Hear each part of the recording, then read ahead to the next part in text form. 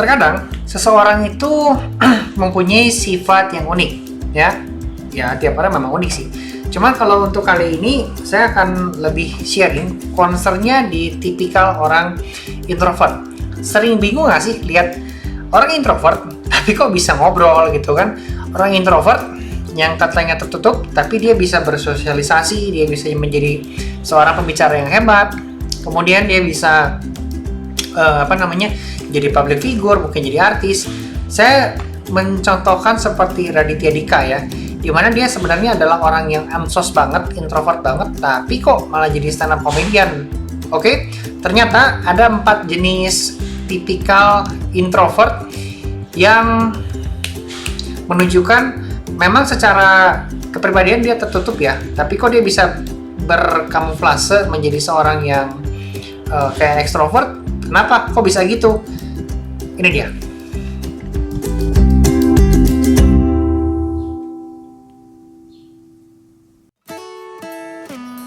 Oke guys, ini dia 4 jenis introvert yang mungkin kita sering bingung. Loh, katanya introvert tapi bisa ngomong. Loh, katanya introvert tapi kok seperti heboh.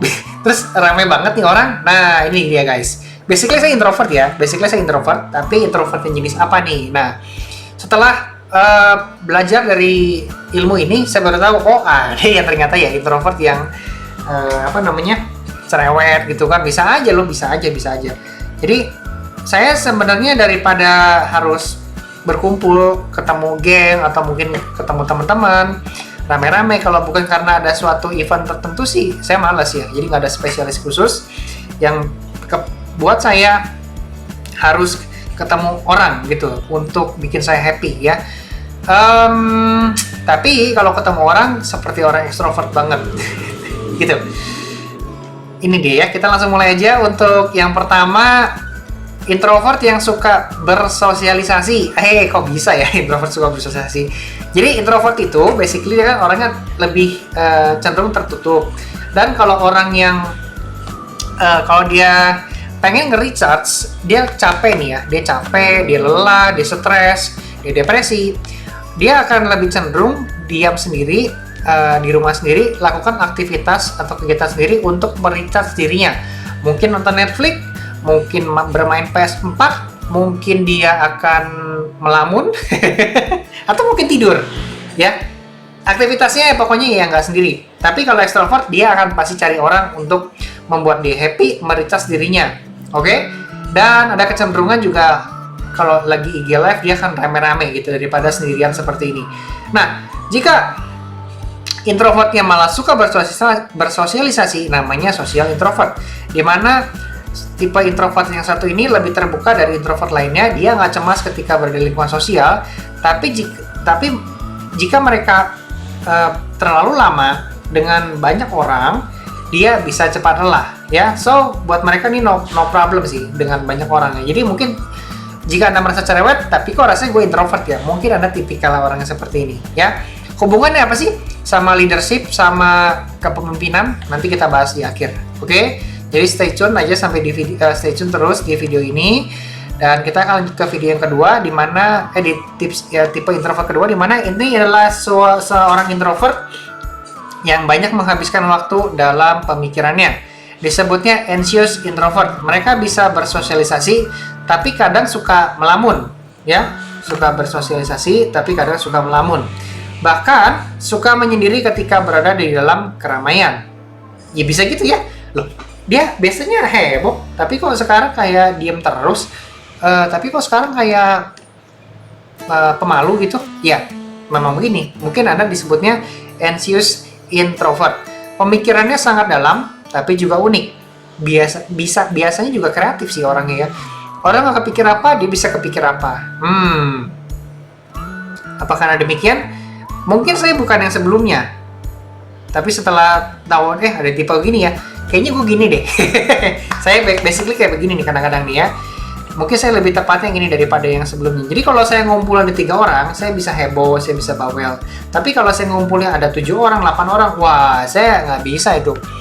Malah jadinya pendiam. Lebih cenderung jadi pendengar sejati yang kayak seperti seorang pemalu. Beda sama yang biasa. Seperti ini.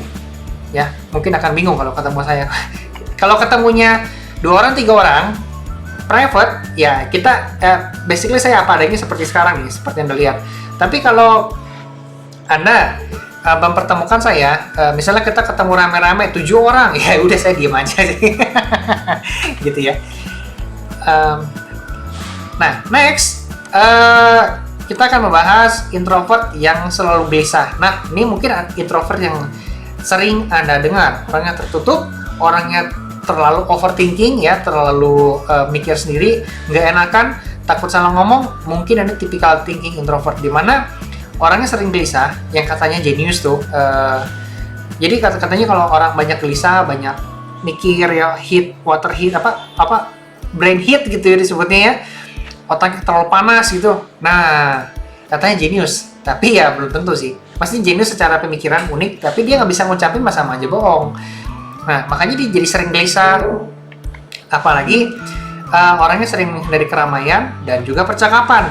Mereka sering nggak nyaman dalam situasi sosial yang baru dan besar. Jadi agak mirip orang-orang steadiness ya. Kalau di DSC tuh ada tipikal orang steadiness. Ya, udah steadiness, orangnya begini lagi. Wah, jadi susah banget bergaul gitu. Poinnya gini guys, hari gini, kalau misalnya kita nggak bisa ngungkapin ekspresi kita, ngungkapin perasaan kita, ngungkapin ide kita, karir kita susah maju, ya. Kita juga agak susah untuk berkembang. Karena orang nggak kenal kita punya ide brilian, tapi kita nggak bisa ngucapin ke orang. Gimana caranya kita bisa dapat investor, kita dapat teman diskusi, ya, kita dapat orang yang mengeksekusi misalnya. Ide kita brilian, tapi kita bukan tipe eksekutor gitu ya. Kita tipikalnya adalah mentor, trainer gitu ya. Tapi kita pimpinannya. Kita nggak bisa ngucapin ide kita ke orang lain, maka idenya akan membusuk. Ya, sayang ide brilian kadang-kadang membusuk. Jadi memang kita harus belajar komunikasi.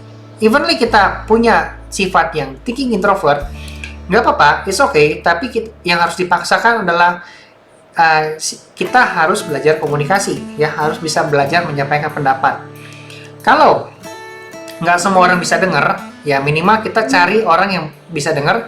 Kalau perlu kita bayar, dengerin gue, ya. Ke psikolog mungkin, ya kita itu kan kita bayar ya. Bukan ada teman anda bayar gitu, bukan. Ya, maksudnya ke orang yang profesional gitu, yang anda bayar nih, bro, gue bayar lu ya, nih, dengerin gue, gitu, ya. Seperti itu guys. Next adalah introvert yang selalu tertahan, retrain introvert. Tipe ini biasanya lambat dalam melakukan segala sesuatu ataupun mengambil keputusan.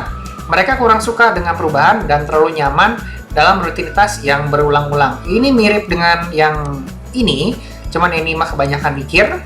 Kalau yang ini orangnya nggak suka perubahan, ya, jadi udah tertutup, nggak suka perubahan. Pokoknya kalau gua hari ini makan nasi, besok makan nasi lagi, besok makan nasi lagi, besok makan nasi lagi. Kalaupun ada improvisasi, itu karena terpaksa, ya. Karena terpaksa, nggak enakan sama temen lah, mungkin nggak enak sama lingkungan sekitar lah, oh nggak gaul lu, nanti dimusuhin. Maka orang ini ya udah, mau nggak mau dia berubah, tapi karena terpaksa. Oke? Nah, dari 4 tipe introvert ini, kira-kira teman-teman yang mana coba? Kalau misalnya Anda merasa ada yang cocok, tolong tulis komennya di bawah, oke? Nanti saya baca. Kalau misalnya teman-teman mau diskusi, mau nanya lebih lanjut, ya saya sih sebenarnya bukan psikolog atau bukan siapa-siapa, cuman lebih ke ada pengalaman gitu ya, ada pengalaman berkomunikasi dengan tipe-tipe introvert yang beraneka ragam. Evenly saya introvert, jadi saya bisa merasakan kadang-kadang, ini orang kok kayaknya ini deh, gitu ya. Oke, gimana caranya untuk kita bisa menerapkan ilmu ini di dalam sebuah leadership? Setelah mengetahui 4 tipe introvert, saatnya Anda mulai membayangkan orang-orang di tim Anda tuh siapa aja yang memiliki sifat dengan indikator barusan, termasuk atau mungkin Anda sendiri yang memiliki sifat yang seperti ini. Nah, kalau memang kita seorang leader, seorang pimpinan ya, seorang pimpinan atau mungkin Anda business owner sebuah perusahaan, jika Anda memiliki sifat introvert seperti ini, langkah pertama bukan mengeluh, ya. Waduh, karyawan gua nggak ada yang ngerti gua, karyawan gua bodoh semua, nggak ada yang ngerti gua. Pokoknya di dunia ini hanya gue yang paling ngerti diri gue sendiri, orang lain nggak ada yang ngerti. Nah, Kalau memang demikian, jadi saya mau memberikan sudut pandang ya. Jadi kalau yang namanya karyawan itu, menurut saya itu ibarat sebuah tulang rusuk, seperti pasangan hidup, di mana tugas mereka adalah melengkapi kekurangan Anda. Oke? Kelemahan Anda apa? Tugas mereka adalah melengkapi kelemahan Anda. Anda kuat di marketing, coba kalau operationnya jelek, makanya Anda butuh orang lain, yaitu tim Anda. Anda jelek di cash flow, Anda butuh orang lain yang mungkin lebih teliti dari Anda, yang mungkin lebih paham dari Anda. Nah, jika Anda sudah bisa mengidentifikasi kelemahan Anda, maka saatnya Anda mencatat sifat Anda apa. Khususnya di video kali ini kan ngomonginnya introvert ya. Nah, Anda introvert yang mana? Coba Anda identifikasi tim Anda memiliki sifat demikian nggak? Atau jangan-jangan sifat Anda sama tim Anda itu beda ya, beda. Justru kalau beda itu kadang-kadang jadi bagus karena kekurangan di Anda, kelebihan di dia. Jadi saling melengkapi ya. Jadi fungsinya itu yang disebut dengan kita ngelis tim kita itu sifatnya seperti apa, kelebihannya gimana. Dan indikator ini membantu Anda untuk merangsang orang-orang ini seperti apa sih sifatnya ya. Kalau nggak ada indikator, kadang-kadang kita bingung ya mau nulis apa ya. Tapi dengan indikator seperti ini, kita dibantu untuk mengelompokkan ini orang tipenya seperti apa ya. Jadi harapan saya, Anda kenal sifat Anda kenal sifat karyawan Anda kenal sifat semua orang di lingkungan Anda ya, yang bekerja sama dengan Anda, fokusin.